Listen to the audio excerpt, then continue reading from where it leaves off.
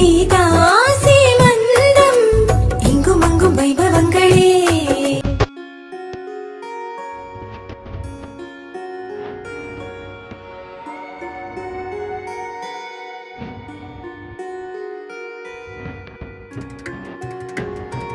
எல்லோரும் வாங்க, என்னுடைய செகண்ட் வளைகாப்பு தோட்டத்தில் சிம்பிளாக நடந்தது பார்த்துடலாமாங்க.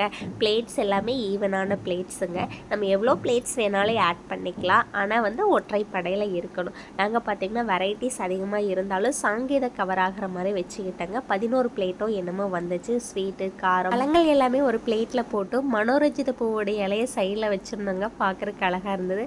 மஞ்சளில் பிள்ளையார் பிடிச்சி வெத்தலையில் வச்சு அருகம்பல் குத்தி சாமியை கும்பிட்டுட்டு ஸ்டார்ட் பண்ணியாச்சுங்க வளைகாப்பு. பெரிய மாமியார் ஃபஸ்ட்டு அந்த வேப்பிலை வளையல போட்டு விடுவாங்க. அதுக்கப்புறம் கண்ணாடி வளையல் போட்டு சந்தன குங்குமம் வச்சு சந்தனம் பூசி விடுவாங்க. அதுக்கப்புறம் பார்த்தீங்கன்னா 1 by 1 எல்லா மாமியாஸும் லைனாக வந்து சந்தனம் பூசி சந்தன குங்குமம் வச்சு வளையல் போட்டு பூ வச்சு விடுவாங்க.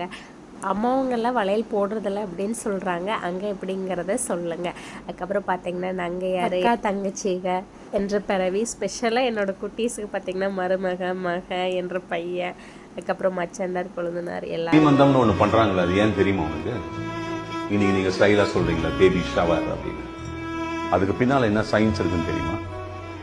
ஒரு டெலிவரி டேபிளில் ஒரு குழந்தை பிறக்கும் பொழுது அந்த ஸ்பிளிட் செகண்ட் தாயினோட உயிரை எடுத்துன்னு வருது அது வெளியில. அதனால்தான் பிரசவம்னு பேரு. பிரசவம் என்றால் மறுஜென்மம் என்று பொருள்.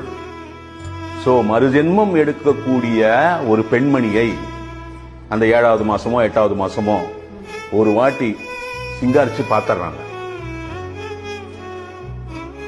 எல்லா பெரியவங்களும் வந்து ஆசீர்வாதம் பண்றாங்க, அவர் உயிர் பெற்று வரணும் அப்படின்னு.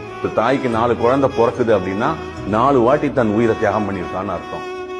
கருவில் சுமப்பது மகிழ்மதியின் வாரிசாகும். ஜாக்கிரதை. பெரிய சோழர் பரம்பரை. இவர் ராஜராஜ சோழன், அவர் ராஜேந்திர சோழன். தஞ்சாவூருக்கே இவங்க 2 பேரும் தான் வாரிசு.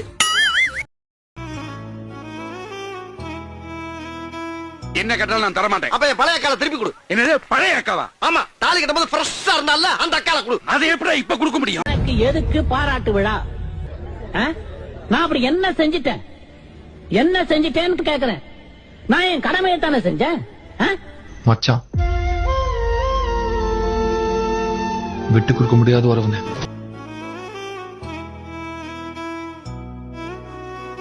அடுத்த நாளுங்க என் தம்பி வைக்கட்டும். இது என்னடி புது பழக்கமா இருக்கு? கல்யாணம் ஆகாத ஆம்பளை பசங்க அவங்க வைக்கலாமா? அப்பா வைக்கலாம்ல. மகளாய் பிறக்கும் பெண்கள் வாழ்க்கப்பட்டு மனைவியாகி அம்மா என்னும் ஸ்தானம் அடைகிறார். குழந்தை கருவில் சுமக்கிறார். 10 மாதம் கருவில் சுமந்து பல வலி வேதனை கடந்து அந்த குழந்தையை தான் பெற்று எடுக்கிறார். பெற்றமாக இருக்கும் போது சக்தியோடு இடுப்பு வலி தலை சுற்றி என்று பல சுமைகளை தாங்கி தாண்டி பிரசவத்தில் படும் வேதனை ஒவ்வொரு பெண்ணுக்கும் மறு ஜென்மம் தானுங்க. பிள்ளை வரம் என்பதொரு கடவுளின் ஒரு படைப்புத்தான். பிள்ளைகளின் கடவுள் தானே அம்மாதானே. அம்மா என்பவர் எங்களுக்கெல்லாம் கடவுள் மாதிரி. ஆண்களின் சுகம் 5 நிமிடம். ஆனா அந்த குழந்தையை கருவுல சுமக்கிறதுக்கு 10 மாதம் எவ்வளவு வலிகள் தெரியுமா? தாண்டித்தான் ஒரு கருவை அவங்க வந்து சுமந்து பெத்தெடுக்கிறாங்க. தாய்மையை வந்து வெறும் வார்த்தையால் சொல்லலாது. வெள்ளக்காரன் வந்து குழந்தை என்ன சொல்ற பிரசவத்தின் போது வெள்ளக்காரங்களை பக்கத்திலேயே வைத்திருப்பாங்களாம். ஏனென்றால் அவர்களும் பார்க்கணும் பெண்களின் அந்த வலி வேதனை, எவ்வளவு வலி வேதனையோடு அந்த குழந்தையை பெற்றெடுக்கிறாங்கன்னு சொல்லி அந்த வலி வேதனையை வந்து பார்க்கணும்னு சொல்லி வைப்பாங்க. ஆனால் நம்ம நாட்டில் அப்படி இல்லை. ஆனால் உண்மையிலேயே ஒரு குழந்தைய கருவில் சுமக்கன்றது சரியான ஒரு மறு ஜென்மம் பெண்களுக்கு. சீரெல்லாம் முடிஞ்சதுக்கப்புறம் ஸ்வீட் கொடுத்தாங்க எங்கள் கார்த்திக்குட்டி. சாப்பிட்டுட்டு அப்புறம் பார்த்தீங்கன்னா டிஃபன் எல்லாமே கடையில் தான் ஆர்டர் பண்ணியிருந்தோம். ஃப்ரைட் ரைஸு டிஃபன் எல்லாமே வந்துருச்சு.